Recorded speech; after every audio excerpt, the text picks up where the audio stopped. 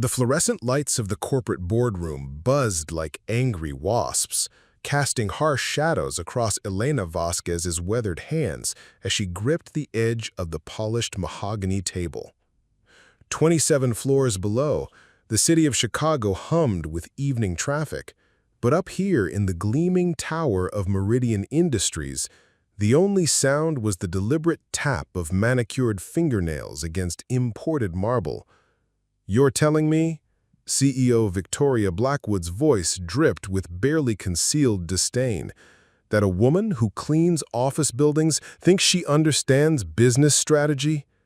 Her platinum blonde hair caught the light as she leaned back in her leather chair, a predatory smile playing at the corners of her mouth.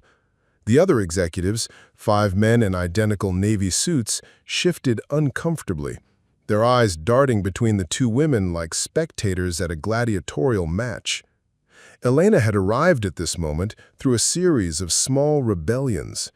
It started 3 weeks ago when she'd found the proposal in the recycling bin, 47 pages of meticulous research about sustainable cleaning practices and employee wellness programs, written in her careful handwriting during stolen moments between mopping floors and emptying trash cans. Someone had crumpled it without reading past the first paragraph, dismissing months of observation and hope with the casual cruelty of the powerful. But Elena Vasquez had survived worse dismissals. At 34, she carried herself with the quiet dignity of someone who had raised 2 children while working 3 jobs, who had learned to stretch a dollar until it screamed, who had turned a studio apartment into a home through sheer force of love and determination. Her dark eyes, inherited from her grandmother in Guadalajara, held depths that corporate boardrooms rarely acknowledged, the wisdom of 4 a.m. feedings and parent-teacher conferences, of choosing between groceries and medicine, of finding joy in the smallest victories. "Mrs. Vasquez," CEO Victoria Blackwood's voice dripped with barely concealed disdain, "that a woman who cleans office buildings thinks she understands business strategy?" Her platinum blonde hair caught the light as she leaned back in her leather chair, a predatory smile playing at the corners of her mouth. The other executives, 5 men in identical navy suits, shifted uncomfortably, their eyes darting between the 2 women like spectators at a gladiatorial match. Elena had arrived at this moment as a desperate attempt to bridge 2 worlds, the one where she existed as invisible labor and the one where decisions were made about her daily reality. She had documented everything, how the current cleaning chemicals triggered asthma attacks in 3 employees on the 15th floor, how the night shift janitors worked in isolation that bred depression and turnover, how simple changes could save the company thousands while improving lives. She had hoped, foolishly perhaps, that logic and compassion might find purchase in these marble halls. Marcus Chen, the youngest executive at the table, cleared his throat nervously.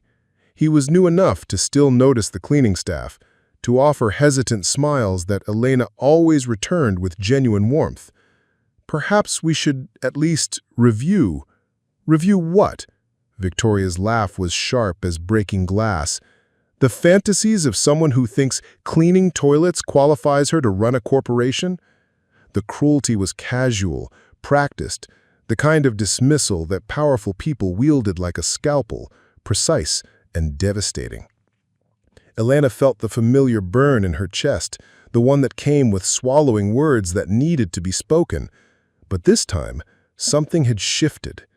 Maybe it was the memory of her daughter Sophia asking why Mama always looked so tired, or her son Diego wondering if she was proud of her work. Maybe it was the accumulation of 1,000 small humiliations, or the growing certainty that silence was just another form of surrender. "Excuse me." Elena's voice was quiet but clear, cutting through Victoria's monologue like a blade through silk. The room fell silent, shocked by the interruption. "By all means, Mrs. Vasquez, enlighten us with your wisdom." The sarcasm was thick enough to cut, but Elena had learned long ago that sarcasm was often just fear wearing a disguise. spoke of spilled coffee and late-night negotiations. But standing here now, she saw it differently. Not as a shrine to power, but as a stage where human stories played out in all their messy complexity. "I've worked in this building for 6 years," she began, her voice gaining strength with each word. "I've seen proposals like mine dismissed without consideration, watched good ideas die because they came from the wrong people. But I've also watched this company hemorrhage money on solutions that don't work because the people making decisions never talk to the people living with consequences." Thomas Wright, the CFO, shifted in his seat. He was a numbers man, and Elena had included compelling financial projections in her proposal, cost savings that could reach 6 figures annually. But in this room, numbers seemed less important than hierarchies, less valuable than maintaining the invisible barriers that kept ideas trapped in their assigned social strata. "The chemical supplier you use," Elena continued, "charges 40% more than alternatives because they have an exclusive contract with someone's golf buddy. The night shift has a 30% turnover rate because workers feel isolated and undervalued. The cleaning supplies are stored in areas with poor ventilation, creating liability issues that your insurance company doesn't know about yet." Each fact landed with precision, the result of years of careful observation and quiet documentation. Victoria's smile had frozen, becoming something harder and more dangerous. "Fascinating theories, Mrs. Vasquez. But perhaps you've forgotten that theories don't run companies. Experience does. Education does. Credentials do." She gestured around the room at the degrees on walls, the awards in glass cases, the symbols of authority that had been earned through approved channels. "And what experience do you have?" she continued, her voice dropping to a whisper that somehow felt more threatening than shouting. "Beyond pushing a mop cart through our hallways." The question hung in the air like smoke, acrid and suffocating. Elena felt the weight of every doubt she'd ever carried, every voice that had told her to stay in her lane, to be grateful for what she had, to remember her place. But she also felt something else, the ghost of her grandmother's hand on her shoulder, the echo of stories about women who had crossed deserts and oceans, who had built lives from nothing but hope and stubbornness. "I have the experience of making something from nothing, of solving problems with creativity instead of cash, of leading a family through crises that would break most boardrooms." She paused, letting her words settle. "I have the experience of never being able to afford failure." The silence that followed was different now, not dismissive, but thoughtful. Even the executives who had been checking their phones were paying attention, sensing that something had shifted in the room's atmosphere. Elena could feel her heart hammering against her ribs, but she stood straight, drawing on reserves of courage she'd been building her entire life. Victoria's laugh, when it came, was different too, sharper, more defensive. How charming! The working mother thinks her struggles make her qualified to run a corporation. She stood as well, her designer heels clicking against marble as she moved to the window. "Tell me, Mrs. Vasquez, when was the last time you made a decision that affected thousands of employees? When did you negotiate a merger worth hundreds of millions of dollars? When did you balance shareholder demands with market pressures while maintaining quarterly growth?" The questions were meant to crush, to remind Elena of her place in the world's rigid hierarchies. But instead of retreating, Elena found herself stepping forward. The proposal might be dead, but something else was being born in this moment. A recognition that the distance between worlds was sometimes measured not in skills or intelligence, but in opportunity and circumstance. "I make decisions every day that affect my family's survival. I negotiate with landlords and creditors and teachers, I balance impossible demands with impossible resources while maintaining hope." She paused, her dark eyes meeting Victoria's blue ones across the expanse of polished wood and corporate privilege. "The scale might be different, but the principles are the same. The difference is that when I fail, my children don't eat." Victoria's face had gone very still, her corporate mask slipping just enough to reveal something raw underneath. For a moment, the room felt suspended in possibility, as if the careful choreography of power might be interrupted by something messier and more human. Then Victoria smiled again, but this time the expression was purely predatory. "Well then, Mrs. Vasquez, since you seem so confident in your abilities, perhaps we should test them." She moved back to the table, her fingers drumming against its surface in a rhythm that suggested wheels turning, plans forming. "I have a proposal for you." The other executives exchanged glances, sensing that Victoria was about to cross a line that couldn't be uncrossed. Marcus Chen looked particularly uncomfortable, his usual composure cracking under the weight of whatever was coming.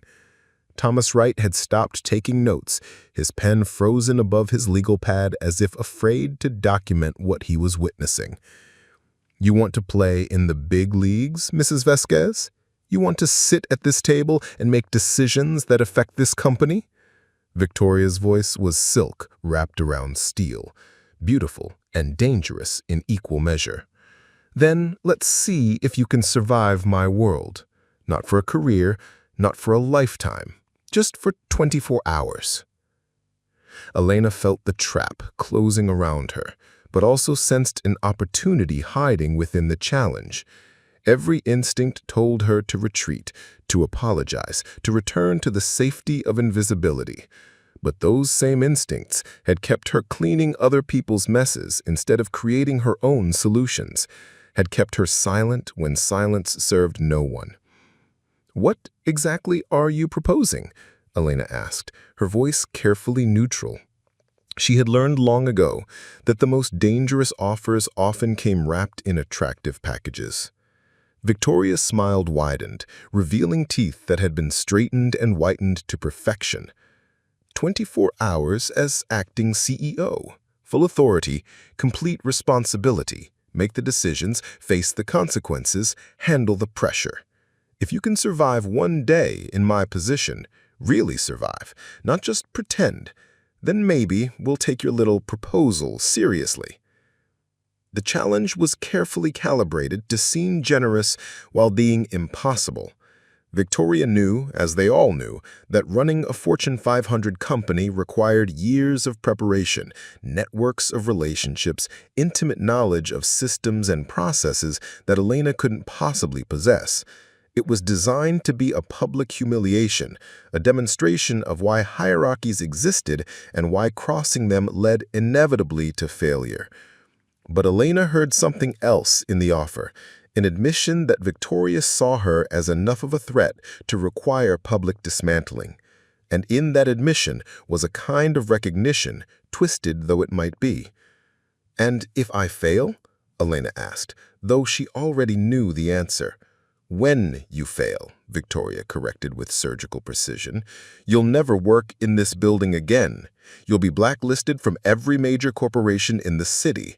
Your little crusade for recognition will be over, and you can go back to mopping floors with the knowledge that you had your chance and proved everyone right about knowing your place."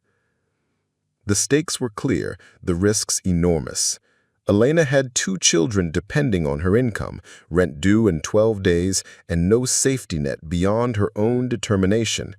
Failure wouldn't just be professional embarrassment, it would be a financial catastrophe for a family already dancing on the edge of stability. But success, however unlikely, would mean something unprecedented. Not just vindication for her proposal, but proof that the barriers between worlds were more artificial than absolute. It would mean that her children might grow up in a world where worth wasn't predetermined by birth circumstances, where intelligence and creativity could find expression regardless of their source. Elena looked around the room one more time, seeing not just the executives waiting for her answer, but the invisible workforce that kept this building functioning. The security guards who knew every employee's name, the maintenance workers who fixed problems before anyone noticed they existed, the cafeteria staff who remembered how everyone liked their coffee, people whose intelligence was dismissed because it wasn't credentialed, whose solutions were ignored because they came from the wrong social stratum. 24 hours, she repeated, testing the words like a prayer. Full authority and complete responsibility. Starting tomorrow at 8 a.m., Victoria confirmed, her tone suggesting the matter was already settled in her favor. Board meeting at 9, investor call at 11, labor negotiation at 2, quarterly review at 4. A full day of the real decisions that separate leaders from followers. Elena closed her eyes for a moment, hearing her grandmother's voice across the years. Mija, courage isn't the absence of fear. It's the decision that something matters more than fear. When she opened them again, her decision was made. I accept. The words fell into silence like stones into deep water, creating ripples that would spread far beyond this room, beyond this building, beyond anything any of them could imagine in this moment. Victoria's smile was triumphant, certain of victory. The executive shifted uncomfortably, witnesses to what felt like an execution disguised as opportunity. But Elena felt something different settling into her bones. Not confidence exactly, but a kind of clarity that came from finally stepping fully into her own story. Tomorrow would bring challenges she couldn't anticipate, failures she couldn't avoid, and stakes higher than anything she'd ever risked. But tonight, for the first time in years, she would go home knowing she had refused to accept the limitations others had placed on her dreams. Outside the window, the lights of Chicago stretched toward the horizon like promises, and Elena Vasquez, janitor, mother, dreamer, and tomorrow's CEO, gathered her courage for the fight of her life. The alarm clock's piercing shriek cut through Elena's restless dreams at 4:30 a.m., 2 hours earlier than usual. She had barely slept, her mind cycling through scenarios and possibilities, each more daunting than the last. The studio apartment that she shared with her children felt smaller in the pre-dawn darkness, the familiar sounds of the building's morning routine a bittersweet reminder of the life she was about to risk. Sophia, her 12-year-old daughter, was curled beneath a pile of mismatched blankets on the pull-out couch. At 14, Diego occupied the apartment's single bedroom, a space barely large enough for his twin bed and the makeshift desk where he did homework by the light of a pharmacy lamp. Elena slept on an air mattress in the living room, a temporary arrangement that had stretched into its third year, as temporary solutions often do when permanent ones remain out of reach. She moved through their morning routine with practiced silence. Her bare feet found the spots on the linoleum floor that didn't creak. Coffee first. Not the good stuff that filled the Meridian Industries break room, but the generic brand that stretched her grocery budget and still managed to provide the caffeine necessary for survival. The smell filled their small kitchen, mixing with the aroma of scrambled eggs and toast. The breakfast she prepared with ingredients chosen for their ability to sustain growing bodies rather than excite sophisticated palates. The shower was lukewarm, as always. The ancient water heater in their building managed little more than tepid promises. But Elena had learned to find comfort in routine, to draw strength from the simple acts that held her family together. She shampooed her hair with drugstore brand and conditioned with dollar store hope, preparing to present herself in a world where appearance mattered more than substance, where first impressions were formed in boardrooms that smelled of leather and ambition instead of necessity and determination. Her closet offered limited options for corporate leadership. The black dress she had worn to her mother's funeral 3 years ago, still carrying the weight of that loss in its careful seams. A gray blazer purchased at Goodwill for parent-teacher conferences, its shoulders slightly too wide, but its message clear. She was a woman who understood the importance of presentation even when resources were scarce. Black pumps with worn heels that clicked against pavement with the determination of someone who had walked long distances in uncomfortable shoes. As she dressed, Elena caught glimpses of herself in the cracked mirror that leaned against their living room wall. The woman looking back was familiar, yet strange. The same dark eyes that had watched her children take their first steps. The same hands that had held them through fevers and nightmares, but dressed now for a world that had never acknowledged her existence beyond the services she provided and its margins. Sophia stirred as Elena gathered her papers, the proposal that had started this entire journey now accompanied by pages of notes she had compiled through the night. Research printed at the public library, strategies sketched on the back of utility bills, questions she might face written in the margins of her children's discarded homework. The preparation was frantic and insufficient, but it was also deeply personal. Every page representing hours stolen from sleep. Every note a small act of rebellion against the voice that whispered she wasn't qualified for this fight. "Mama." Sophia's voice was heavy with sleep and confusion. "Why are you dressed up? Is there another funeral?" The question hit Elena like a physical blow, reminding her of the last time she had worn these clothes, the last time she had needed to present strength while feeling utterly vulnerable. But this wasn't about death. It was about the possibility of new life, about the chance to show her children that the world's limitations didn't have to become their own. "No, mija," Elena whispered, sitting on the edge of the couch to smooth her daughter's hair. "Mama has a special meeting today, a very important one." Sophia's eyes sharpened with the precocious intelligence that sometimes worried Elena with its intensity.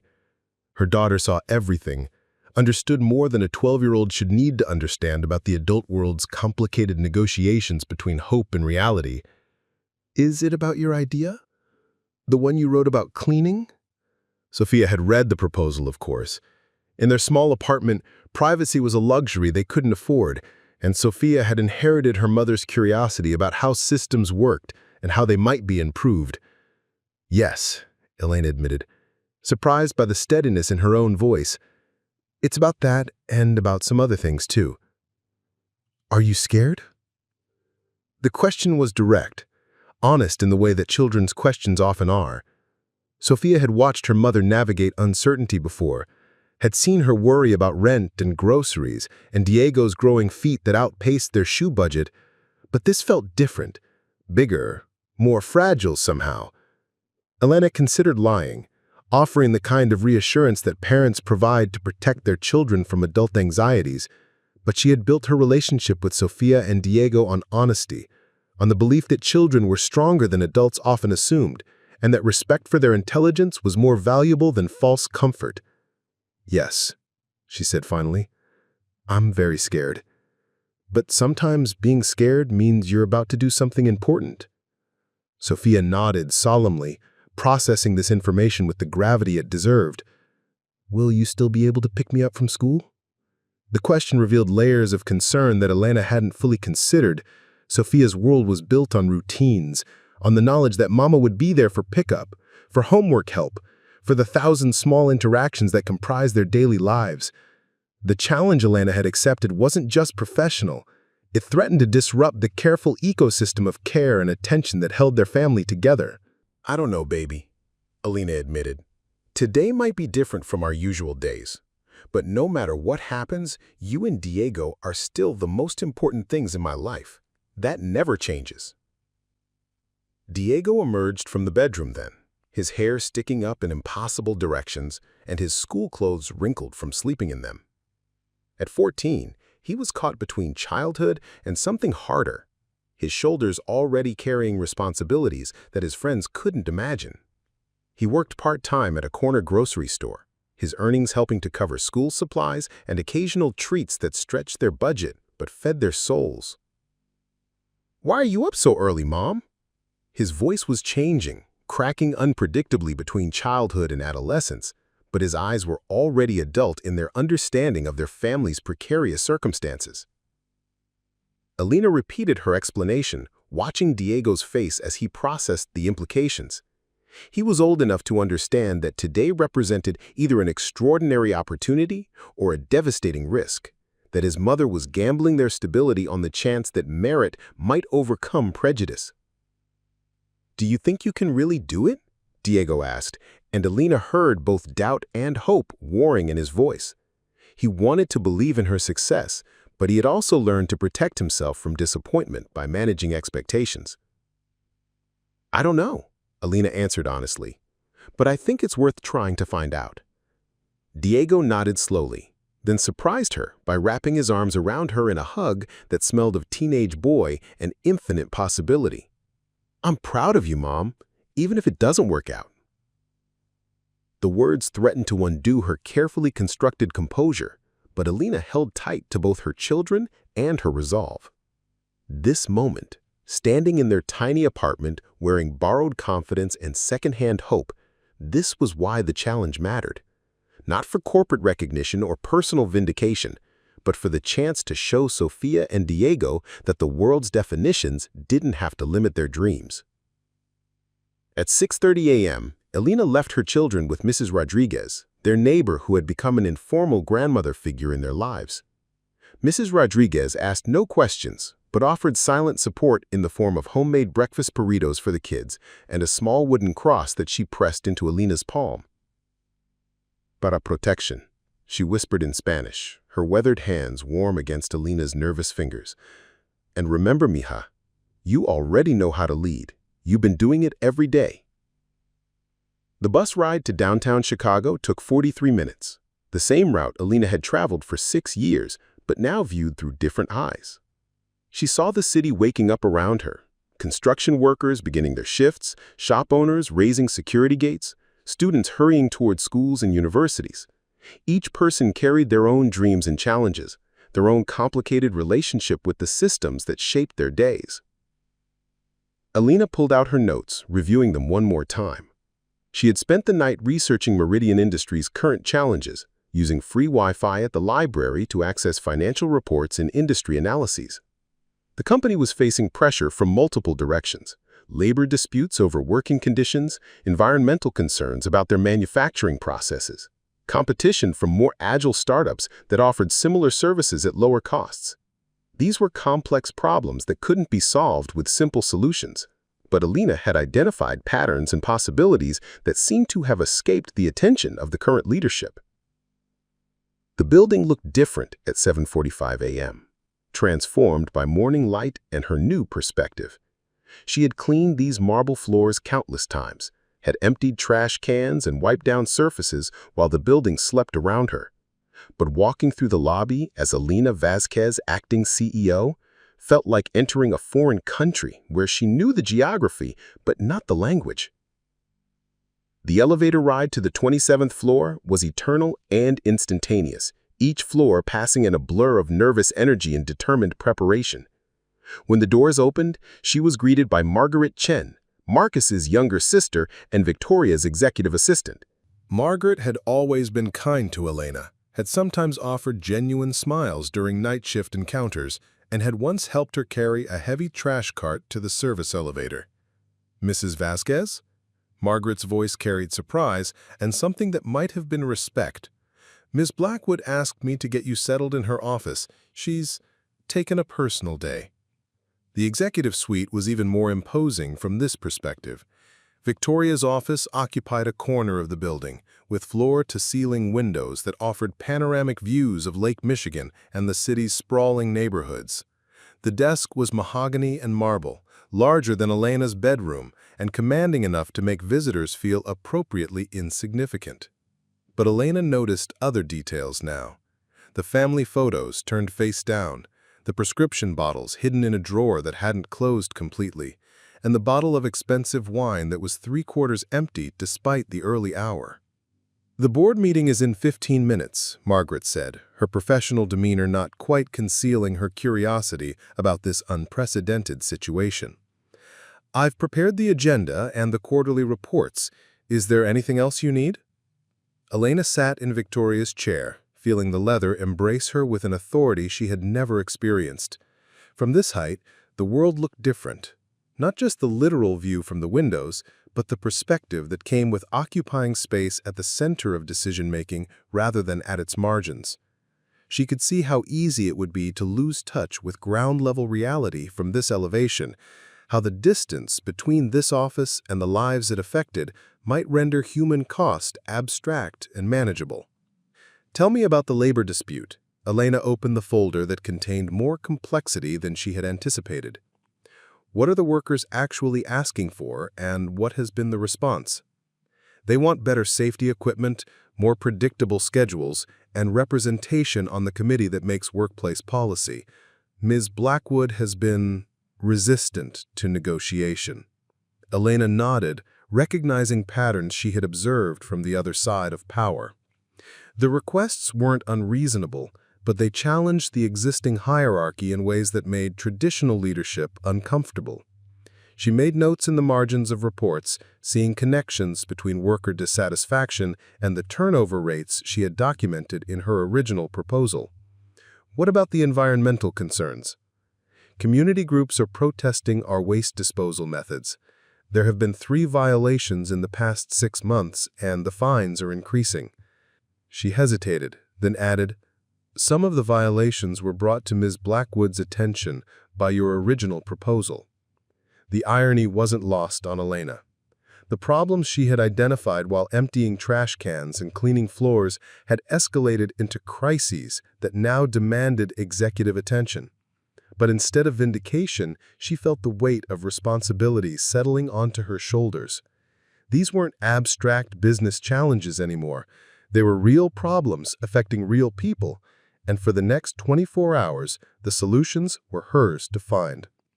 At 8:59 a.m., Elena walked into the boardroom where this journey had begun. The same executives who had witnessed her challenge were now waiting to see her fail, their expressions ranging from curious to hostile. Thomas Wright shuffled through financial reports with barely concealed skepticism. Marcus Chen offered a tentative smile that suggested he might be rooting for her success, despite his better judgment. But the room felt different now. Instead of sitting across from power, Elena was attempting to embody it. Instead of requesting consideration, she was expected to provide leadership. The shift in perspective was disorienting and exhilarating, like learning to swim by being thrown into deep water. "Good morning," Elena began, her voice carrying more confidence than she felt. "I know this situation is unusual, but I want to make something clear from the start. I'm not here to prove that I'm better than anyone else. I'm here to prove that good ideas can come from anywhere and that our company is strong enough to embrace solutions regardless of their source." The words felt strange in her mouth, corporate language that she had learned from observation rather than training. But beneath the unfamiliar syntax was something authentic, the same conviction that had driven her to write the proposal, the same belief that intelligence and creativity existed throughout their organization, but weren't always recognized or utilized. As the meeting began and Elena faced her first decisions as acting CEO, she carried with her the memory of Sophia's sleepy questions and Diego's encouraging hug, the weight of Mrs. Rodriguez's blessing and Margaret's cautious support. She had entered this challenge to prove a point about her own capabilities, but she was beginning to understand that the stakes were larger than personal vindication. This was about demonstrating that leadership could emerge from unexpected places, that the artificial barriers between executive suites and janitorial closets might be more porous than anyone had imagined. It was about showing her children and everyone else who had been told to know their place that worth wasn't determined by circumstances, but by character, that intelligence wasn't validated by credentials, but by results. The first 24 hours of Elena Vasquez's transformation had begun. The first crisis arrived at 9:23 a.m., disguised as a routine email that Margaret forwarded with a note that read, "Urgent, needs immediate response." Elena read it twice before the implications fully registered. A safety inspection at their largest manufacturing facility had uncovered violations serious enough to threaten a complete shutdown. The timing wasn't coincidental. Victoria had known this was coming and had scheduled Elena's trial by fire to coincide with the kind of crisis that could destroy careers and companies in equal measure. Elena stared at the inspection report, its clinical language describing hazardous chemical storage, inadequate ventilation systems, and safety protocols that existed more on paper than in practice. The facility employed 800 workers, many of them supporting families just like hers. A shutdown would mean immediate unemployment for people who couldn't afford to miss paychecks, but continued operation under current conditions meant risking lives. Mrs. Vasquez? Margaret's voice carried tension that mirrored Elena's own growing anxiety. The facility manager is on line 3, the union representative is on line 7, and there's a reporter from the Chicago Tribune holding on line 1. Apparently, someone leaked the inspection results. The phone lines blinked like angry eyes, each one demanding attention Elena wasn't sure she was qualified to provide. In her previous role, crises meant broken vacuum cleaners or scheduling conflicts. But this felt like standing at the center of a web where every decision would ripple outwards in ways she couldn't predict or control. She picked up line 3 first, connecting with Jim Morrison, the facility manager whose voice carried the exhaustion of someone who had been fighting losing battles against corporate cost-cutting for years. "It's bad, Jim," he admitted. "The chemical storage area has been a problem for 18 months. We've requested upgrades, better ventilation, and proper containment systems.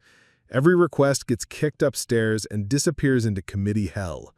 Now the inspectors are threatening to shut us down if we don't fix everything within 72 hours. Elena felt her stomach clench with recognition. This was the same pattern she had observed throughout the building.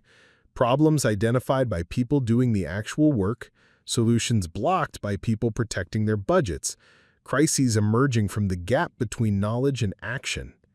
"What would it cost to fix properly?" she asked, already dreading the answer. $2.7 million for full compliance. But there might be interim solutions, temporary fixes that could buy us time while we implement permanent changes. The thing is, Mrs. Vasquez has been resistant to spending anything beyond absolute minimums. Elena made notes, calculating rapidly. The number was enormous from her perspective, more money than she would earn in decades, but she had spent the night studying Meridian financial reports. The company had spent more than that amount on executive bonuses last quarter alone. This wasn't about inability to afford solutions. It was about priorities that valued profit margins over worker safety. Line 7 continued blinking insistently, and Elena switched to the union representative with growing trepidation. Sarah Williams had been fighting for worker safety for 15 years, had filed more grievances than anyone bothered to count, had watched corporate promises evaporate like morning mist. "So they put the janitor in charge," Sarah said without preamble, her voice carrying the skepticism of someone who had been disappointed by management too many times to expect miracles. "Is this supposed to be some kind of joke? Some way to make us look unreasonable for demanding basic safety protections?" "This isn't a joke," Elena replied, surprised by the steel in her own voice. "And I'm not just the janitor. I'm the acting CEO, and I'm responsible for finding solutions to problems that should have been addressed months ago." Sarah laughed, but the sound carried no humor. "Lady, I don't care if you're the Queen of England. We've got workers breathing chemical fumes that are giving them nosebleeds and headaches. We've got inadequate emergency equipment and evacuation procedures that haven't been updated since the Clinton administration. Your fancy boardroom has been ignoring our safety complaints for so long that people are starting to call in sick rather than risk their health for a paycheck." The conversation continued for 20 minutes, Sarah detailing violations and hazards with the precision of someone who had documented every failure of leadership that put workers at risk. Elena took notes frantically, recognizing that each complaint represented not just policy failures, but human beings whose lives were being treated as acceptable risks in service of quarterly profits. When she finally hung up, Elena felt the weight of real authority for the first time. These weren't theoretical problems or academic exercises. They were immediate crises requiring decisions that would affect hundreds of lives. The phone continued ringing, reporters and regulators and stakeholders all demanding responses she didn't feel qualified to provide. On 10:15 a.m., Marcus Chen knocked on the office door, his usual composure replaced by something that looked like panic. "Elena, we need to talk. The board is meeting in an emergency session. They're discussing whether to remove you from the interim position." Elena looked up from the growing pile of crisis reports on her desk. "On what grounds?" "They're saying that the situation is too complex for someone without executive experience, that the safety crisis requires immediate action by someone with established relationships and regulatory expertise." Marcus sat down across from her, his expression sympathetic but worried. Victoria called in from her personal day and suggested that this proves her point about qualifications and appropriate roles. The trap was closing exactly as Victoria had intended. Create an impossible situation, then blame the failure on Elena's inadequacy, rather than systemic problems that had been building for years. It was elegant in its cruelty, allowing the existing power structure to remain intact while appearing to give outsider perspectives a fair chance. "What do you think I should do?" Elena asked, genuinely curious about his perspective. Marcus hesitated, clearly torn between corporate loyalty and growing recognition that Elena might offer solutions that traditional approaches had missed. "Honestly, I think you should ignore them and focus on fixing the actual problems. The board can remove you this afternoon, but if you spend the morning implementing solutions, it becomes harder for them to argue that you're incompetent." It was good advice, but it required Elena to act with confidence she didn't possess, while navigating systems she barely understood. She looked out the window at the city below, seeing the neighborhoods where people like her lived and worked, where families balanced impossible choices between safety and survival every day. "Marcus," she said slowly, "I need you to help me understand something. How does decision-making actually work here? Not the official process, but the real one. Who has to approve spending for safety upgrades? Who can authorize emergency measures? Who has the power to make things happen quickly?" Marcus pulled out his phone and began scrolling through contacts, his expression shifting from uncertainty to something approaching excitement. "There are ways to bypass normal channels in emergency situations. Thomas Wright can authorize expenditures up to $5 million if he classifies them as crisis management. The facilities director can implement temporary safety measures without board approval. And there's a regulatory compliance officer who can work directly with inspectors to negotiate implementation timelines." Elena felt a spark of hope mixing with her anxiety. These weren't resources that Victoria had mentioned during her challenge, but they were tools that might allow rapid response to immediate problems. She began making lists, identifying people who could help implement solutions while the board debated her qualifications. At 10:45 a.m., Elena made her first executive decision. She called an emergency meeting with the facilities director, the compliance officer, and the financial department. Not a board meeting full of people invested in maintaining existing hierarchies, but a working session with people who understood the practical aspects of implementation. "I need solutions, not excuses," she told the assembled group, her voice carrying authority that surprised even her. "We have 72 hours to address safety violations that have been building for months.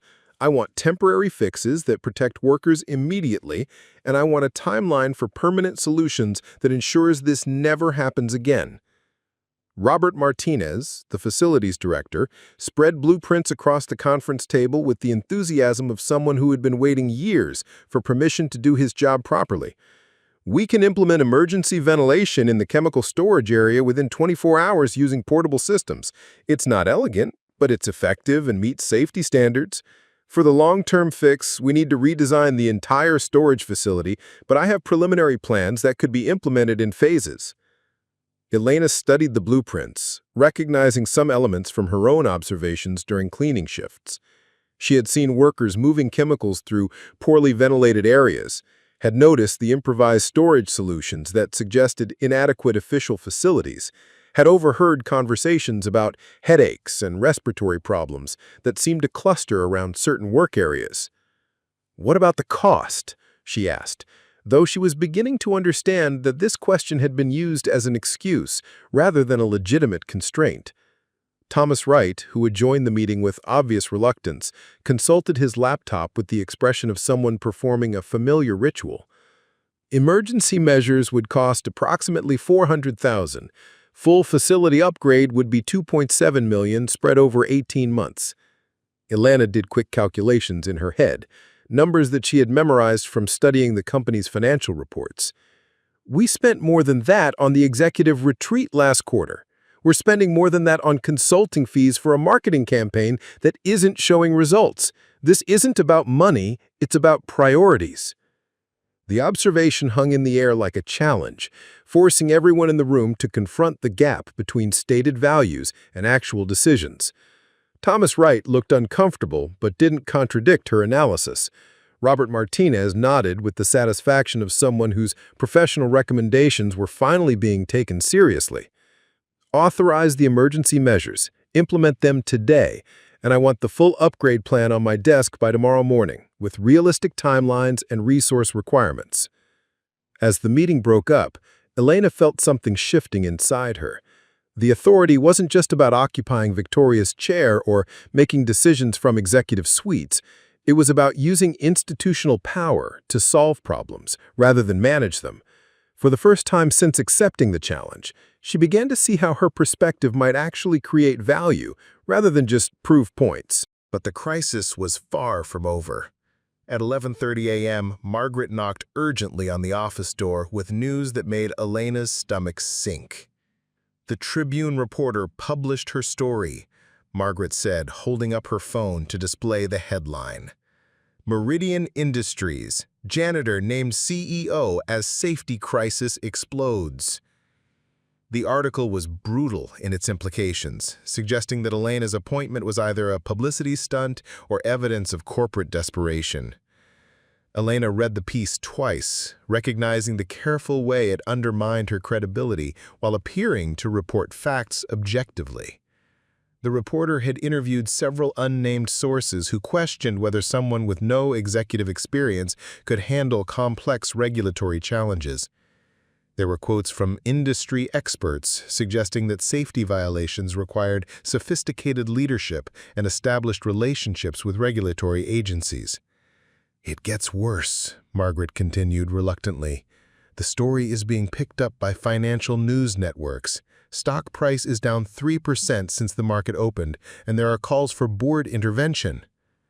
Elena found herself being walled in on herself, the weight of public scrutiny adding pressure to an already impossible situation.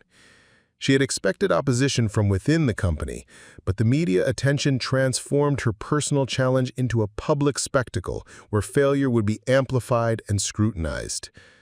The phone began ringing again, this time with calls from investors and analysts demanding explanations for what appeared to be corporate chaos. Elena found herself explaining her background and qualifications to people who had already decided she was unqualified, defending decisions she had made hours ago to address problems that had been ignored for months. At noon, the board meeting she had been warned about convened in the conference room where this journey had begun. Elena walked in to find the same executives who had witnessed her challenge, but their expressions had hardened from skeptical curiosity to active hostility. Victoria Blackwood had returned from her personal day and sat at the head of the table with the satisfaction of someone watching a plan unfold exactly as intended. Ladies and gentlemen, I think we can all agree that this experiment has gone far enough. Mrs. Vasquez is clearly overwhelmed by responsibilities that require years of preparation and expertise. The media attention is damaging our reputation, and the stock price reflects investor concern about our leadership stability. Elena took her seat at the table, noting how the dynamics had shifted since yesterday. Then she was a supplicant requesting consideration. Now she was expected to justify her existence to people who had never questioned their own qualifications or examined their own failures. Before you make any decisions, I want to report on the actions taken this morning to address the safety crisis. She outlined the emergency measures being implemented, the timeline for permanent solutions, and the cost analysis that demonstrated how previous inaction had created more expensive problems than immediate action would have required. She presented documentation showing that worker complaints had accurately predicted the violations that had triggered the current crisis. These solutions were available months ago, but they weren't implemented because the decision-making process prioritized cost containment over risk management. The current crisis isn't the result of complexity that requires specialized expertise. It's the result of institutional blindness to problems that were clearly visible to anyone paying attention. Thomas Wright shifted uncomfortably, recognizing his own role in the budget decisions that had created current problems. Marcus Chen took notes with growing interest, seeing connections between Elena's analysis and patterns he had observed but hadn't previously connected. But Victoria's expression remained unchanged, her confidence unshaken by evidence that contradicted her narrative. Mrs. Vasquez, your suggestions may have merit, but implementation requires relationships and credibility that take years to develop. Regulatory agencies don't negotiate with people they don't know. Investors don't trust leadership they haven't vetted. Media attention like this morning's article demonstrates why proper credentials matter. The argument was circular and self-reinforcing. Elena couldn't succeed because she lacked the relationships that were denied to people like her, couldn't prove competence because she was excluded from opportunities to demonstrate it. It was a perfect system for maintaining existing hierarchies while appearing to value merit. "I've spent the morning building those relationships," Elena replied, pulling out her phone to display a series of emails and text messages. "The facilities director has been trying to implement these safety measures for 18 months. The compliance officer has detailed plans for working with regulatory agencies that haven't been authorized. The workers' union has specific suggestions for improving safety protocols that align with regulatory requirements." She stood and moved to the whiteboard, sketching out a network of connections that existed within the company but had been invisible to executive leadership. The relationships exist, they just weren't being utilized because communication flows upward, but decision-making doesn't flow down. People throughout this organization have solutions, but the implementation structure doesn't include their voices. As Elena outlined her analysis, she could see understanding dawning on some faces around the table. Marcus Chen was taking notes furiously, Thomas Wright was nodding slowly, and even some of the more skeptical executives were beginning to see patterns they hadn't recognized before. But Victoria was no longer relying on argument. She was preparing to use the authority that Elena didn't possess. "This is all very interesting theory, Mrs. Vasquez, but theory doesn't run companies. I'm calling for a vote to end this experiment and restore normal leadership structure." The moment Elena had been dreading had arrived. The board would vote, Victoria would resume control, and Elena would return to cleaning offices with the knowledge that she had been allowed to fail publicly and spectacularly.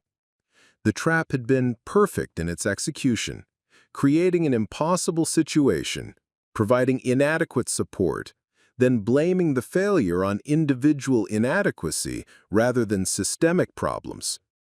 But as Victoria called for the vote, Elena realized that something had changed during the morning's crisis management. The problems hadn't been solved yet, but they had been identified and addressed with more clarity and urgency than they had received in months of conventional leadership.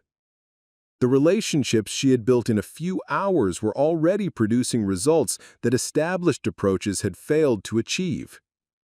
"Before you vote," Elena said, her voice carrying a conviction that surprised even her, "I want to make one thing clear.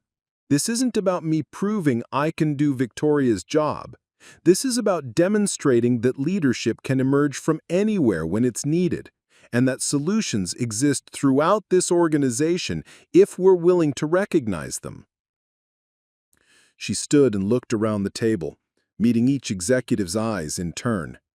"You can vote to remove me, and you probably should. I don't have the credentials or experience that this position traditionally requires. But the problems we addressed this morning will still exist, and the solutions we identified will still be necessary. The question isn't whether I'm qualified to be CEO, it's whether this company is ready to listen to solutions regardless of their source." The vote, when it came, would determine more than Elena's immediate future.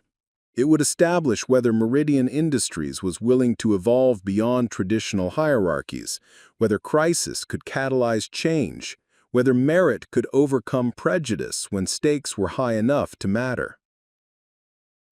As hands began to rise around the table, Elena felt the weight of every person whose voice had been dismissed, every idea that had been ignored, every solution that had been rejected because it came from the wrong social stratum.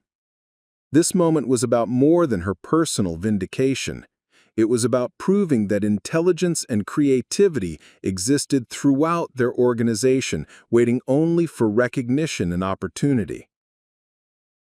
The vote split 4-3 in favor of allowing Elena to continue, but the margin felt more like reprieve than victory.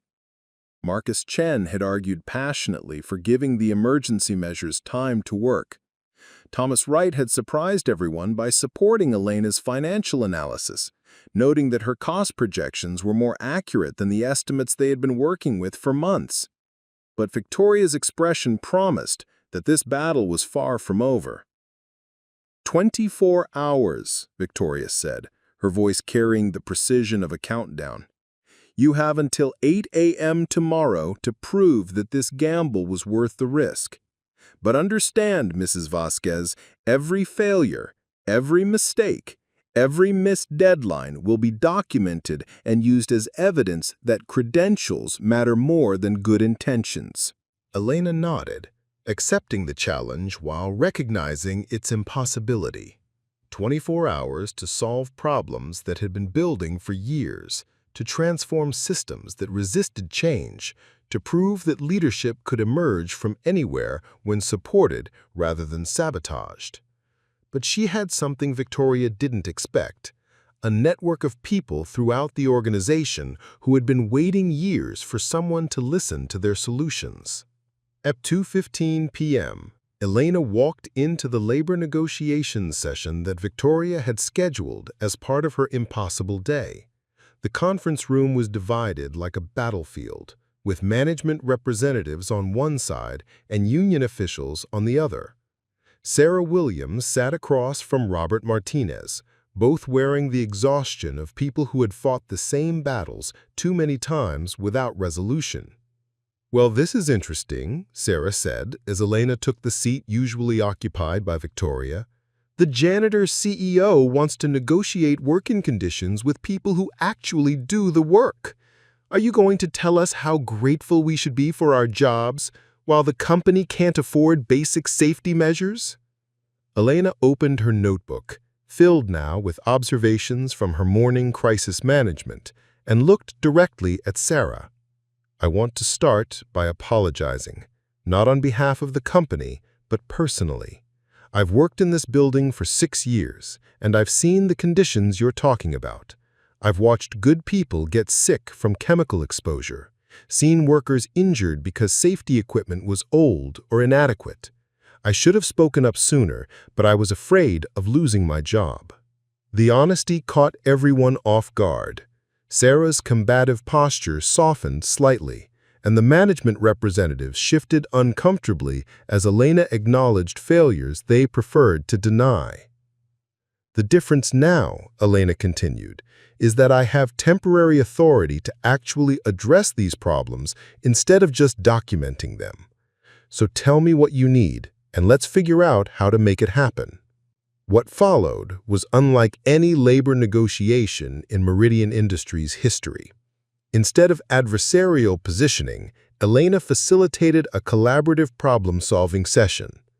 Workers described safety hazards they encountered daily, and Elena matched their observations with regulatory violations she had been addressing all morning. Management representatives found themselves defending policies they hadn't examined in years, forced to justify decisions that looked increasingly arbitrary when subjected to scrutiny. "The chemical storage issue affects everyone," Elena pointed out, drawing connections between worker safety complaints and regulatory violations. "But it's also creating liability exposure that our insurance company doesn't know about yet. Fixing it protects workers and reduces corporate risk. It's not a zero-sum negotiation." Sarah Williams looked skeptical but intrigued. "You're saying management finally wants to implement safety measures that we've been requesting for 2 years? "I'm saying that the emergency measures are already being implemented. Portable ventilation systems are being installed this afternoon. New safety equipment has been ordered. And I want to establish a joint committee with equal worker and management representation to prevent these problems from developing in the future." The room fell silent as both sides processed this unprecedented offer. Robert Martinez looked nervous about committing to policies that hadn't been approved through normal channels. Sarah Williams seemed to be waiting for the catch that would reveal this as another management manipulation. "What's the timeline?" Sarah asked finally.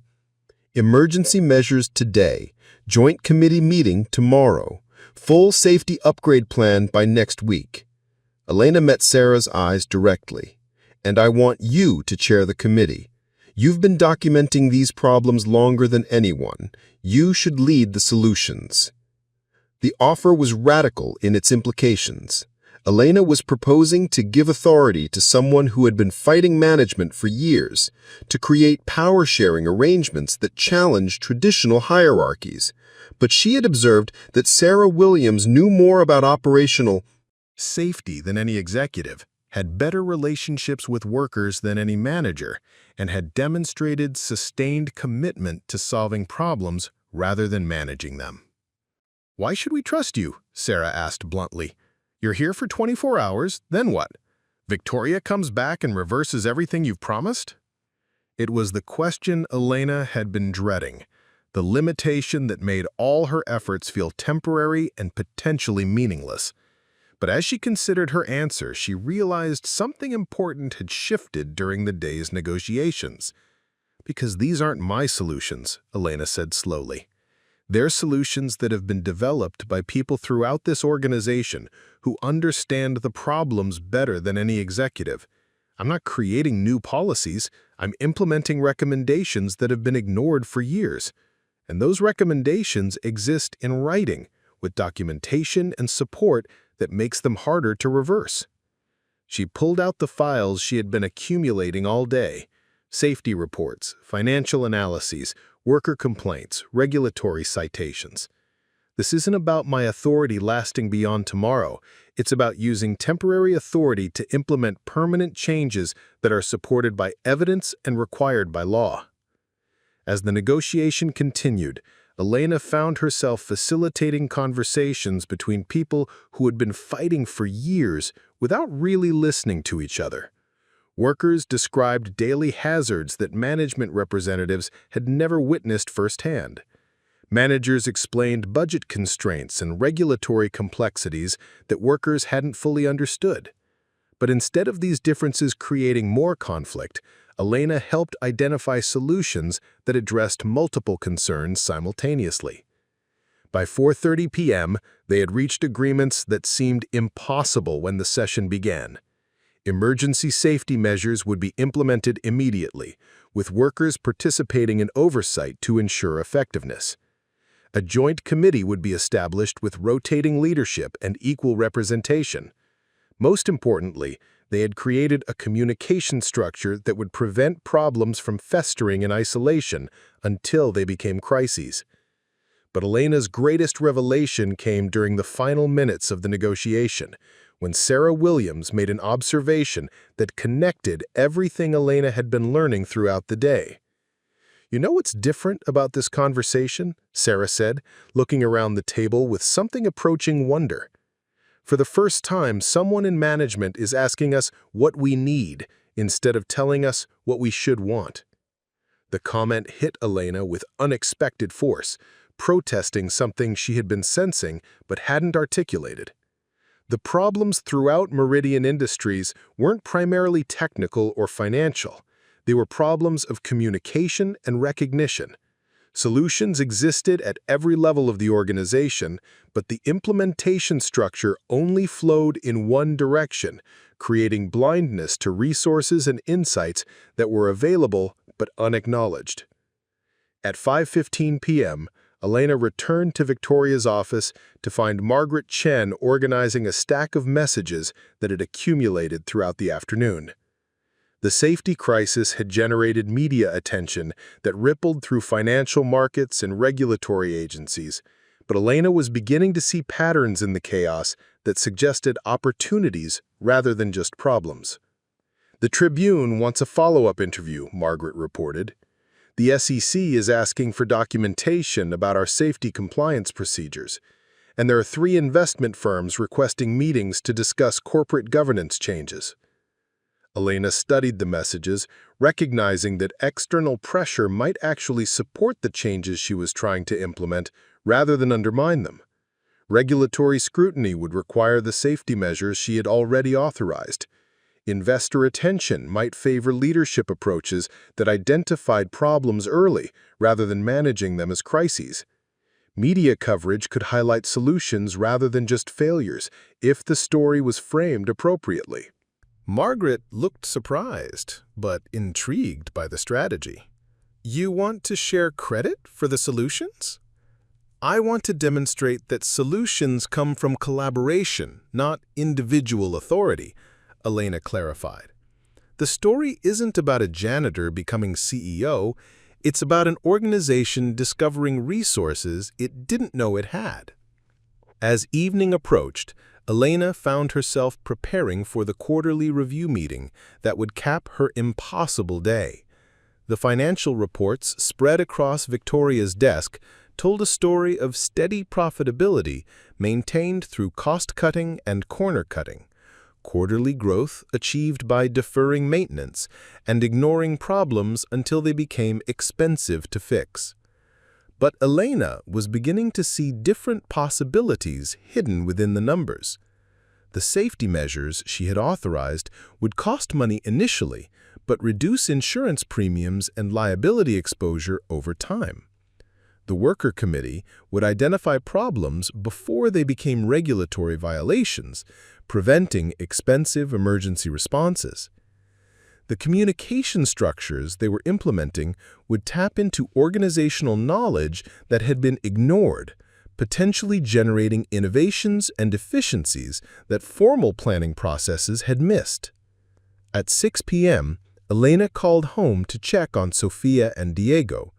Her daughter answered on the second ring, her voice bright with curiosity about her mother's unprecedented day. "Mama, are you really the boss now? Mrs. Rodriguez saw you on the news and she said you looked very important." Elena smiled, feeling the warmth of her daughter's pride mixing with exhaustion from the day's battles. "Just for today, mija, but today has been very interesting." "Are you winning?" Sofia asked, the question carrying layers of meaning that 12-year-old wisdom often achieved without trying. Elena considered the question seriously. By traditional measures, she was probably failing. The board vote was narrow, Victoria remained hostile, and the media attention was creating pressure that could backfire spectacularly. But something fundamental had shifted during the crisis management. Problems were being addressed that had been ignored for months. Relationships were being built between people who had been fighting. Solutions were emerging from collaboration rather than authority. I think we're all winning, baby, even when it doesn't look like winning yet. As she prepared for the evening's final meetings, Elena reflected on the distance she had traveled in less than 12 hours.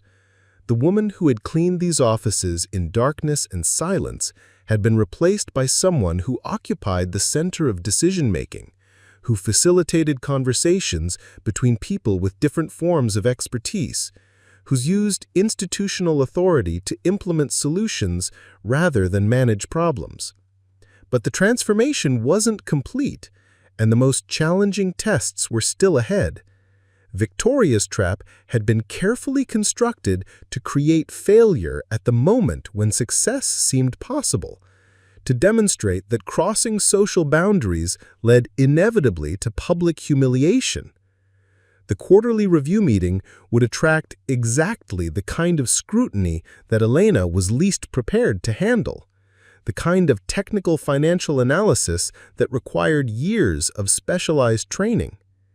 As the sun set over Lake Michigan, casting long shadows across the executive suite where Elena had spent her improbable day, she prepared for the final phase of a challenge that had already changed her understanding of leadership, authority, and the distance between cleaning offices and running them. The woman who would walk into that evening's meeting was neither the janitor who had proposed solutions months ago, nor the traditional CEO who had dismissed them. She was something new, a leader who had emerged from crisis, who had discovered that authority could be used to amplify other people's expertise rather than demonstrate her own superiority. But whether that would be enough to survive Victoria's carefully constructed trap remained to be seen. The quarterly review meeting at 7 p.m. drew an audience that Elena hadn't expected. Word of her unprecedented day had spread throughout the corporate world, attracting analysts, investors, and media representatives who rarely attended routine financial presentations. The boardroom was packed beyond capacity, with observers standing along the walls and spilling into the hallway outside. Elena looked out at the sea of faces, some curious, others skeptical, many openly hostile to the idea that fundamental business operations could be understood by someone without traditional credentials. But scattered throughout the crowd, she also saw people she recognized from her years of invisible labor. Night shift security guards who had been permitted to observe, cafeteria workers who had stayed past their shifts, maintenance staff who rarely ventured above the basement levels. Victoria Blackwood sat in the front row with the satisfied expression of someone watching a public execution. She had spent the afternoon giving interviews to financial news networks, carefully framing Elena's appointment as evidence of corporate desperation rather than innovation. The narrative was already written. Elena would fail to understand complex financial data, would make promises she couldn't keep, and would demonstrate why leadership required proper preparation and appropriate credentials. "Ladies and gentlemen," Elena began, her voice carrying across the crowded room with more confidence than she felt, "I want to start this presentation with an acknowledgement. 24 hours ago, I was cleaning these offices. Tonight, I'm responsible for explaining our financial performance and strategic direction. That transformation should be impossible, and in many ways it is." The admission drew murmurs from the audience, some appreciative of her honesty, others interpreting it as confirmation of their skepticism. But Elena continued, building toward a point that had crystallized during her day of crisis management. "But what I've learned today is that the distance between understanding operations and leading them is smaller than we assume. The people who clean these offices observe problems that executives miss. The people who maintain equipment know where systems are failing before breakdowns occur. The people who interact with workers daily understand morale and productivity patterns that never appear in quarterly reports." Elena moved to the projection screen, displaying the financial reports that told Meridian Industries' official story. Revenue growth that looked impressive until analyzed against industry benchmarks, cost savings that appeared efficient until examined for their impact on worker safety and equipment maintenance, profit margins that seemed healthy until calculated against deferred maintenance and potential liability exposure. "These numbers tell one story," Elena said, highlighting key figures with a laser pointer that felt foreign in her hands.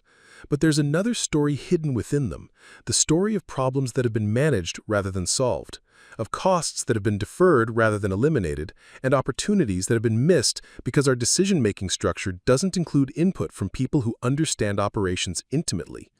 She clicked to the next slide, displaying the safety violations that had triggered the day's crisis alongside the cost of emergency repairs. This morning's safety emergency didn't emerge suddenly. It was predicted by worker complaints that were filed 18 months ago. The cost of addressing those complaints when they were first reported would have been $200,000. The cost of emergency compliance is now approaching $3 million. Thomas Wright shifted uncomfortably in his seat, recognizing his role in the budget decisions that had created the crisis. But Elena wasn't assigning blame. She was demonstrating patterns that existed throughout their operations. "The same dynamic appears across multiple departments," Elena continued, displaying charts that documented maintenance deferrals, turnover costs, and efficiency losses that hadn't been connected to policy decisions. "We've been optimizing for quarterly performance while creating long-term liabilities that don't appear in our financial projections." Margaret Chenz had helped Elena prepare the presentation, providing access to internal reports that rarely reached executive attention. The data told a story of systematic underinvestment in the very systems that generated the company's profits: worker safety, equipment maintenance, process improvement, communication structures that could identify problems before they became expensive. "But today we discovered something remarkable," Elena said, her voice warming with genuine enthusiasm.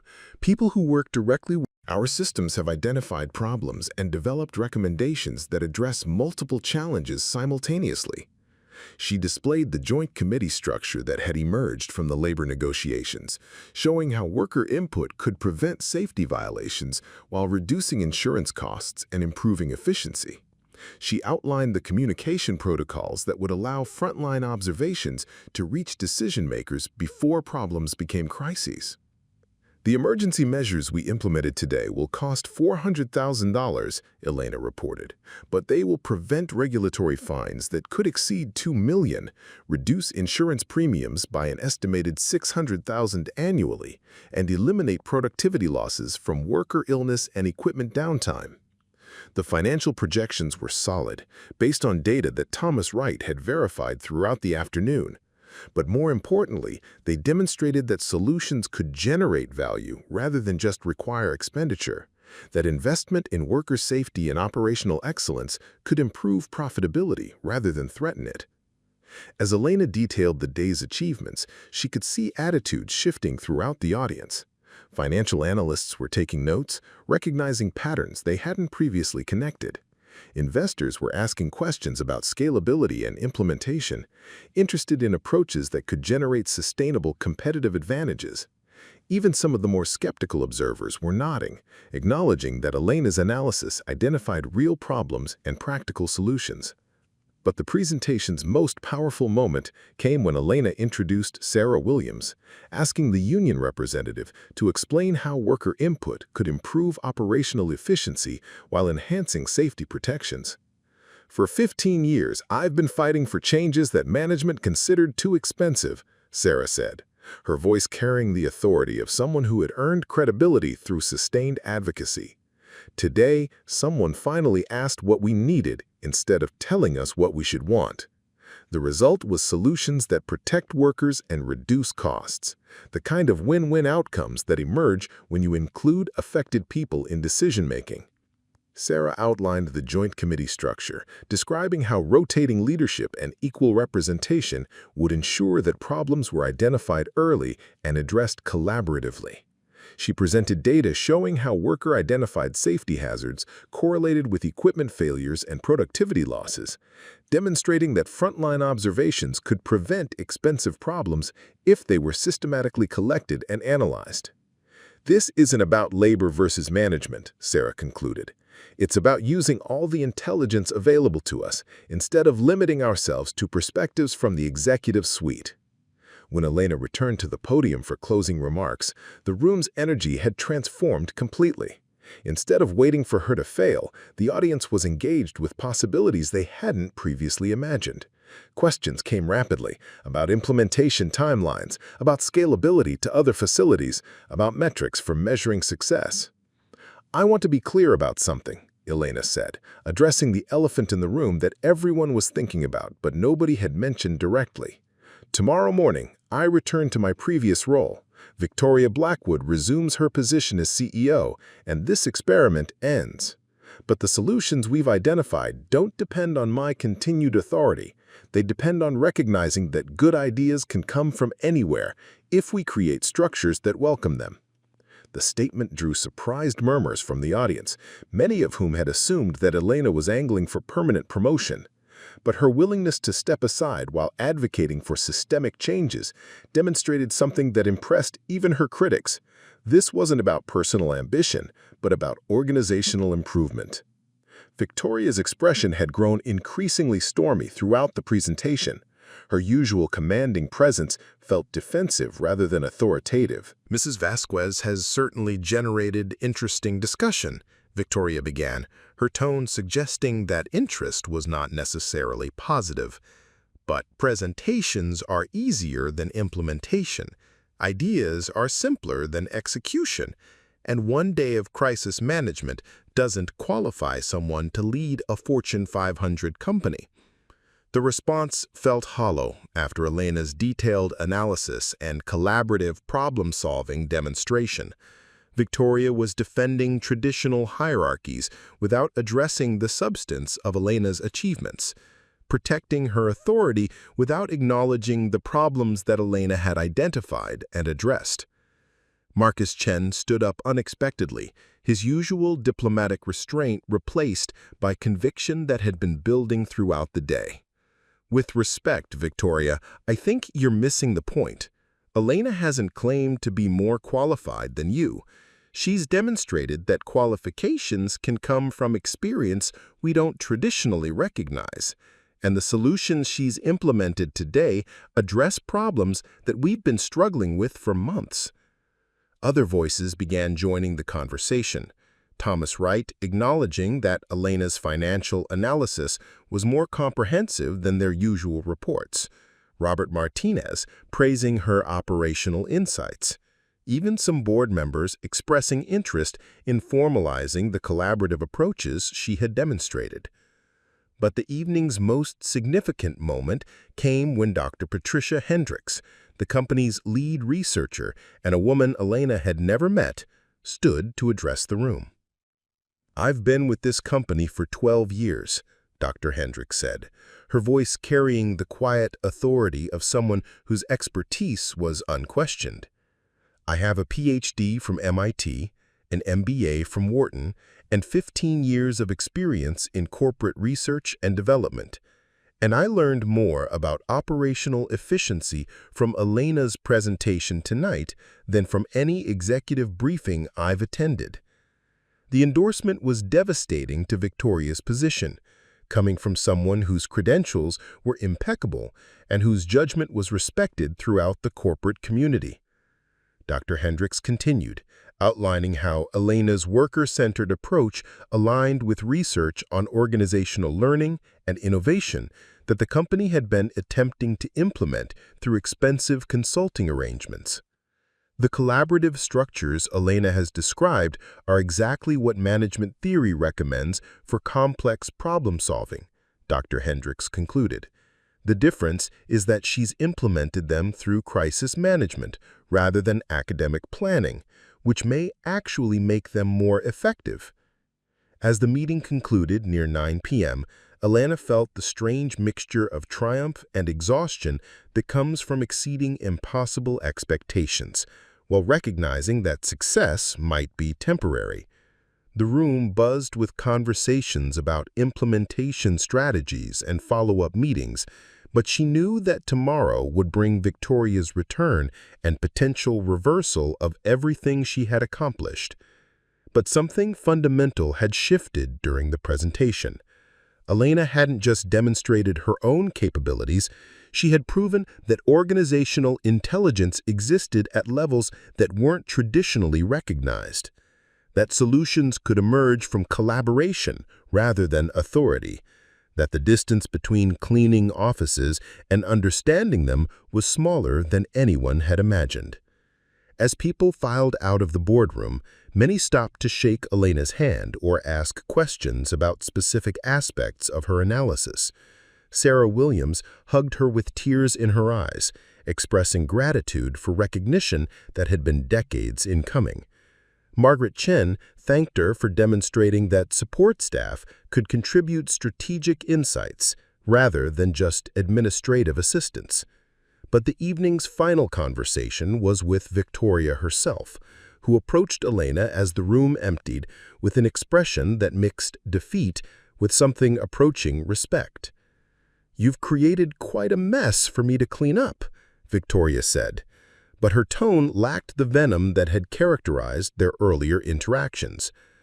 "I've created opportunities for you to build on," Elena replied diplomatically. "The Joint Committee, the safety improvements, the communication structures, they're all designed to make your job easier, not harder." Victoria studied Elena for a long moment, perhaps recognizing for the first time that her challenge had been met not with competition, but with collaboration, not with attempts to replace her authority, but with efforts to make it more effective. 24 hours, Victoria said finally. "You've had 24 hours to prove your point, and I'll admit that some of your ideas have merit. But leadership isn't about having good ideas for one day. It's about implementing them consistently over years. It's about maintaining credibility with investors and regulators who don't know your personal story. It's about making decisions when there are no good options and taking responsibility when things go wrong." Elena nodded, acknowledging the truth in Victoria's observations, while also recognizing what remained unspoken, that traditional leadership had failed to identify or address the problems that Elena had solved in a single day of crisis management. "You're right," Elena said simply. "I'm not qualified to be CEO, but I am qualified to contribute to solutions, and so are hundreds of other people in this organization whose intelligence has been ignored because it doesn't come with appropriate credentials." As Elena gathered her papers and prepared to leave Victoria's office for the last time as acting CEO, she felt the weight of what she had accomplished settling into something deeper than personal satisfaction. She had proven that barriers between worlds were more artificial than absolute, that leadership could emerge from unexpected places when supported rather than sabotaged, that organizations could tap into resources they didn't know they possessed. Tomorrow she would return to cleaning offices, but she would do so with the knowledge that those offices contained intelligence and creativity that extended far beyond their executive suites. She had used 24 hours of impossible authority to demonstrate that merit could overcome prejudice, that solutions could emerge from collaboration, and that the distance between serving and leading was smaller than anyone had imagined. The experiment was ending, but its implications would continue spreading throughout Meridian Industries and beyond, changing how people thought about authority, expertise, and the artificial boundaries that separated different forms of intelligence and contribution. 3 months later, Elena arrived at Meridian Industries at 5:30 a.m., the same time she had kept for 7 years, but her role had evolved in ways that no one could have predicted. She still cleaned offices, but she also served as coordinator for the Worker Advisory Council that had grown from the Joint Committee established during her impossible day. The transformation hadn't been dramatic or sudden. It had been the gradual recognition that organizational intelligence existed at every level, waiting only for structures that could harness it effectively. The safety improvements she had authorized during her 24 hours as CEO had prevented 3 potential regulatory violations and saved the company an estimated $1.8 million in fines and emergency repairs. More importantly, they had demonstrated that worker input could identify problems before they became expensive, that collaboration could generate solutions more effective than traditional top-down management approaches. Sarah Williams now split her time between union representation and serving as Director of Operational Safety, a newly created position that gave her authority to implement the preventative measures she had been advocating for years. The Joint Committee had evolved into a formal structure with rotating leadership and direct reporting relationships to executive management, creating communication channels that ensured frontline observations reached decision-makers before problems became crises. Elena's children had watched her mother's transformation with the mixture of pride and concern that accompanies any family member's unexpected success. Sophia, now 13, had written a school report about leadership that drew on her mother's experience, arguing that authority should be earned through problem-solving rather than inherited through social position. Diego, approaching his 16th birthday, had taken a part-time job at Meridian Industries through a new internship program that paired students with workers from different departments, learning both operational skills and business principles. "Mom, are you famous now?" Sophia had asked during one of their evening homework sessions, looking up from a math worksheet that Elena helped her complete despite having learned algebra in community college nearly 20 years earlier. "Not famous, mija," Elena had replied, considering the question seriously, "but maybe visible in ways I wasn't before." The visibility had brought opportunities that Elena was still learning to navigate. She spoke regularly at business schools and management conferences, sharing insights about organizational learning and worker engagement that challenged traditional assumptions about leadership development. The presentations were surreal for someone who had spent years being invisible, but they also provided platforms for advocating systemic changes that could benefit workers throughout corporate America.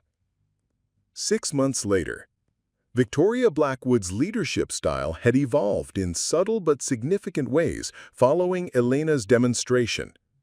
The quarterly reviews now included presentations from department representatives throughout the organization, not just executive summaries filtered through management hierarchies. The budget process included input from workers who understood operational costs and efficiency opportunities that weren't visible from executive suites. Most surprisingly, Victoria had begun consulting Elena on complex operational challenges, recognizing that her frontline perspective often identified solutions that traditional analysis missed. Their relationship remained formal and somewhat tense, but it had developed into a grudging professional respect based on results rather than credentials. "Your joint committee prevented another safety crisis last week," Victoria mentioned during one of their monthly check-ins, her tone suggesting that she still found Elena's continued influence somewhat mystifying. The chemical storage issue at the Newark facility was identified and addressed before it became a regulatory problem. Elena nodded, pleased but not surprised by the success. The system works when people feel empowered to identify problems instead of being punished for reporting them. Sarah's team has created communication structures that make prevention more efficient than crisis management. The conversation was typical of their new dynamic, Victoria acknowledging Elena's contributions while maintaining the authority structures that defined their respective positions. But both women understood that something fundamental had shifted during Elena's impossible day, creating space for intelligence and leadership to emerge from places where they hadn't been recognized before. 1 year later, the Harvard Business Review published a case study titled "Leadership from the Margins: How Crisis Revealed Organizational Intelligence," examining Elena's 24 hours as CEO and its long-term impact on Meridian Industries' performance. The article noted that worker-identified improvements had generated $3.2 million in cost savings while reducing safety violations by 87% and improving employee satisfaction scores across all departments.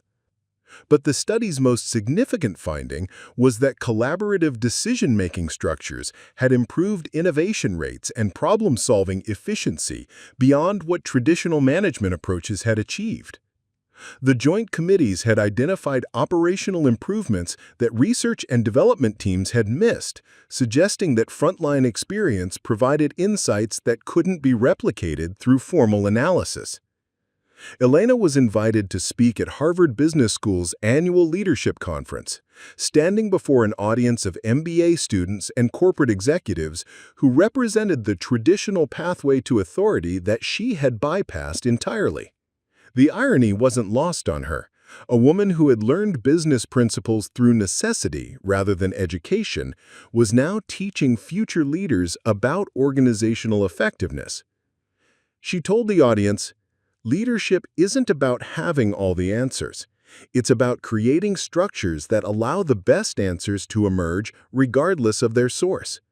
The intelligence exists in your organizations. The challenge is recognizing and utilizing it effectively." After her presentation, Elena was approached by Dr. Patricia Hendricks, who had left Meridian Industries to start a consulting firm focused on implementing collaborative management structures in traditional corporations. Dr. Hendricks offered Elena a partnership position, recognizing that her combination of operational experience and demonstrated leadership provided unique qualifications for helping other organizations discover their untapped resources. Elena declined the offer, but for reasons that surprised everyone, including herself. "My impact is here," she explained, "helping this organization continue evolving while staying connected to the work that taught me how systems actually function. I can't advocate for including worker perspectives if I abandon the worker perspective myself." 2 years later, Diego graduated high school with a scholarship to study business administration, his application essay focusing on organizational leadership lessons learned from watching his mother transform a Fortune 500 company through collaborative problem-solving. Sophia had become student council president at her middle school, implementing peer mediation programs and student advisory committees that mirrored the structures her mother had helped create at Meridian Industries. Elena's family had moved to a larger apartment, their improved financial situation reflecting both her expanded role at the company and the speaking fees she earned at conferences and universities. But the most significant change was psychological rather than economic. The knowledge that merit could overcome circumstance, that intelligence could find expression regardless of its source, that the boundaries between serving and leading were more artificial than absolute. The Worker Advisory Council had expanded to include representatives from all Meridian Industries facilities, creating a network of frontline intelligence that informed strategic planning and operational improvements. The structure had been studied and replicated by other companies, generating a movement toward more inclusive organizational cultures that recognized expertise wherever it existed. Elena still cleaned offices, but she also served on the board of directors as the first non-executive representative in Meridian's corporate history. The appointment had generated controversy among traditional shareholders, but the company's improved performance and reduced operational risks had convinced most investors that innovative governance structures could generate competitive advantages. 3 years later, Elena received a call from the White House Office of Public Engagement, inviting her to participate in a task force on economic opportunity and workplace innovation. The invitation recognized her unique perspective as someone who had experienced both the bottom and top of corporate hierarchies, who understood how policy decisions affected workers while also comprehending their business implications. The task force work required traveling to Washington monthly, participating in discussions about labor policy and economic development that would affect millions of American workers.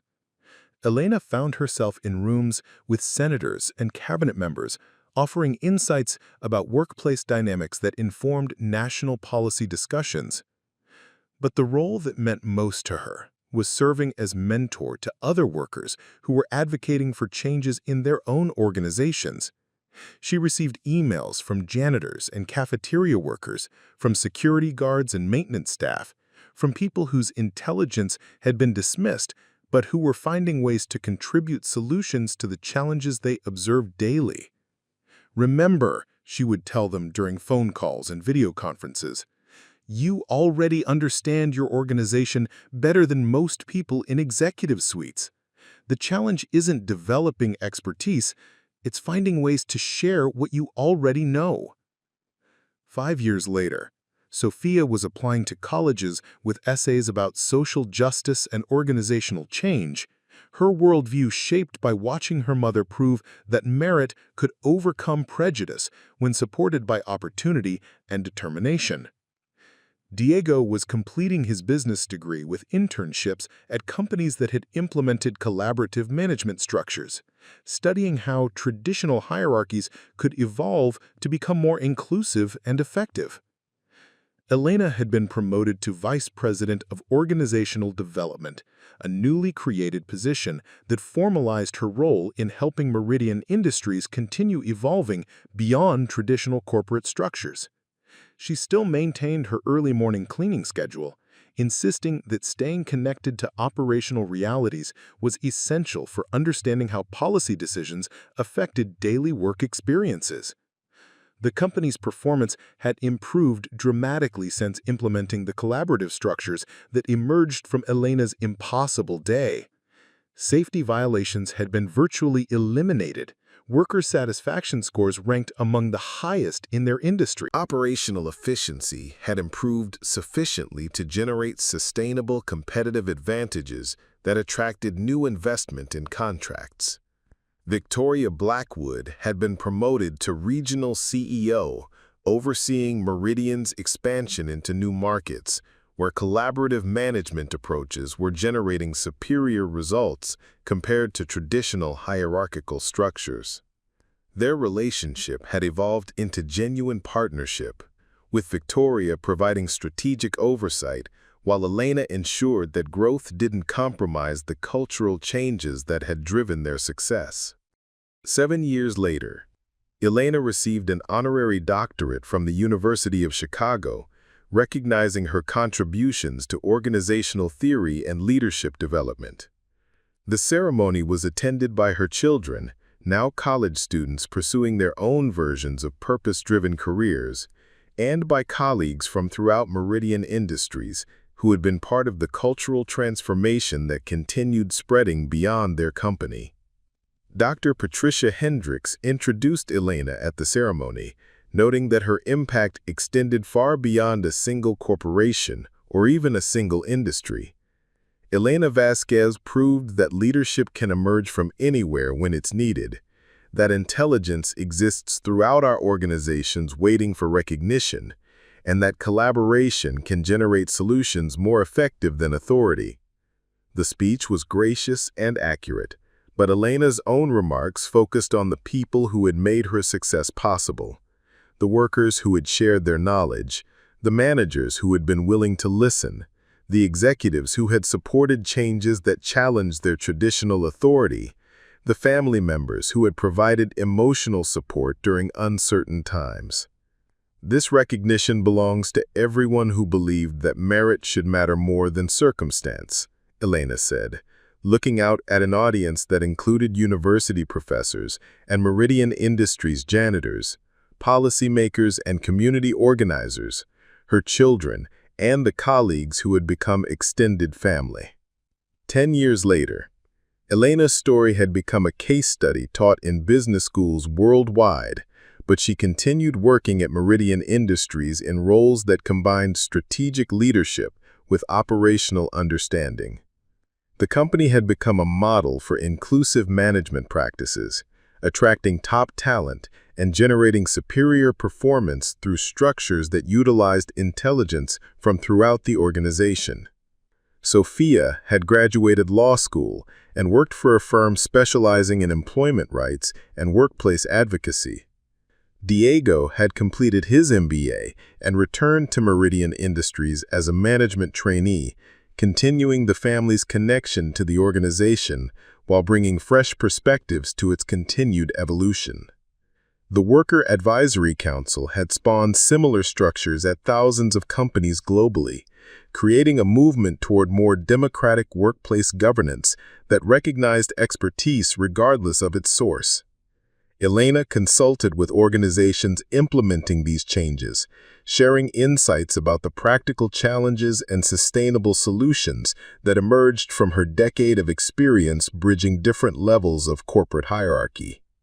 But the role that provided her deepest satisfaction was serving as mentor to workers throughout corporate America who were advocating for recognition of their intelligence and contributions. She had established a foundation that provided training and support for frontline employees seeking to influence organizational policy, helping them develop the communication skills and strategic thinking that could make their voices heard in executive suites. The distance between cleaning offices and running them is smaller than anyone imagines when you understand that both require seeing problems clearly and developing practical solutions. 15 years later, Elena Vasquez retired from Meridian Industries as Senior Vice President of Strategic Innovation, a position that had evolved to encompass organizational development, worker engagement, and collaborative management implementation across the company's global operations. Her farewell reception was attended by hundreds of colleagues from throughout the organization, including many of the executives who initially opposed her unprecedented rise. Victoria Blackwood, now CEO of Meridian's parent corporation, spoke at the reception about Elena's lasting impact on their industry and organizational culture. Elena taught us that leadership isn't about having the right credentials, it's about getting the right results. She proved that intelligence exists throughout our organizations, waiting only for structures that can recognize and utilize it effectively. But the evening's most meaningful moment came when Sarah Williams, now Meridian's Chief Operating Officer, presented Elena with a framed photo of the original Joint Committee that had emerged from their impossible day of crisis management. "This is where it started," Sarah said, "with people from different backgrounds finding common ground in shared commitment to solving problems rather than managing them." Elena looked at the photo, remembering the tension and uncertainty of that first meeting, the gradual recognition that collaboration could generate solutions more effective than traditional approaches, the growing understanding that organizational intelligence existed at levels that weren't traditionally acknowledged. 20 years later, Elena's grandchildren played in the same Chicago neighborhoods where she had raised Sophia and Diego, but they grew up in a world where collaborative leadership was increasingly common, where worker input was systematically included in organizational decision-making, where the barriers between different levels of corporate hierarchy had become more porous and permeable. Sophia, now a federal judge, often cited her mother's example in employment law cases that addressed workplace democracy and organizational justice. Diego had become CEO of a startup that implemented collaborative management software, helping other companies create the communication structures that had emerged from Elena's experience at Meridian Industries. Elena spent her retirement writing and speaking about the ongoing evolution of American workplace culture, documenting how the changes that had emerged from a single day of crisis management had rippled through thousands of organizations and millions of careers. But her most important work remained personal, helping her grandchildren understand that intelligence and leadership could emerge from anywhere, that merit should matter more than circumstance, that the boundaries between serving and leading were artificial constructs that could be challenged and transformed. Final reflection. On a quiet morning 25 years after her impossible day as CEO, Elena Vasquez walked through the halls of Meridian Industries as a guest rather than an employee, observing how the collaborative structures she had helped create had evolved and expanded beyond anything she could have imagined during her 24 hours of crisis management. The building still hummed with activity, but the relationships between different levels of the organization had fundamentally changed. Workers moved freely between operational and strategic roles, contributing insights that informed decision-making at every level.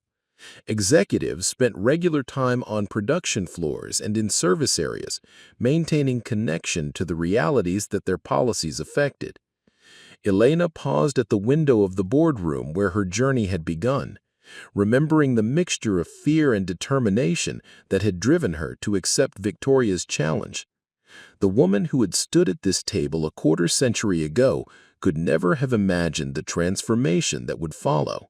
Not just her personal evolution from janitor to industry leader, but the systemic changes that had emerged from proving that organizational intelligence existed everywhere, waiting only for recognition and opportunity. As Elena prepared to leave the building for the final time, she encountered a young woman emptying trash cans in the executive suite.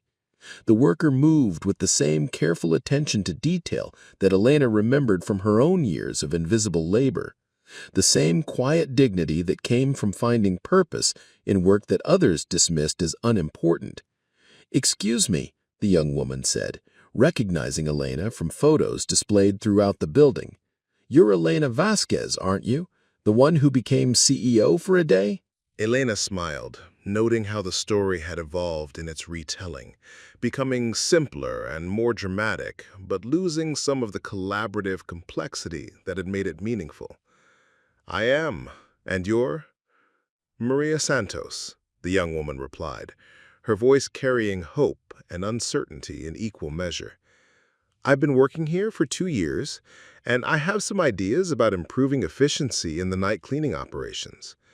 Do you think, would someone like me ever have a chance to share those ideas with management?" Elena looked at Maria Santos and saw herself 25 years earlier, intelligent, observant, full of solutions that weren't being heard because they came from the wrong social position. But she also saw the changes that had emerged from her impossible day, the structures that now existed to ensure that Maria's intelligence could find expression and recognition. "Maria," Elena said, her voice carrying the warmth of someone who had traveled the journey from invisible labor to recognized leadership, "your ideas matter, and there are people here who will listen to them. The question isn't whether someone like you can contribute solutions, it's whether you're ready to help implement them." As Elena walked toward the elevator for the last time, she carried with her the satisfaction of having proven that the distance between cleaning offices and understanding them was smaller than anyone had imagined, that leadership could emerge from anywhere when supported rather than suppressed, that the artificial boundaries between different forms of intelligence and contribution could be challenged and transformed. The woman who had accepted Victoria Blackwood's impossible challenge had changed not just her own life, but the lives of thousands of workers who had discovered that their voices mattered, their intelligence was valuable, and their contributions could shape the organizations they served. Behind her, Maria Santos returned to her work with a new understanding that her observations and ideas weren't just welcome, but essential, that the distance between emptying trash cans and influencing corporate policy was smaller than she had ever dared to imagine. The transformation that had begun with one woman's refusal to accept limitations had become a movement that continued spreading, proving that leadership could emerge from the margins when merit was recognized regardless of its source, when collaboration was valued more than hierarchy, when intelligence was acknowledged wherever it existed.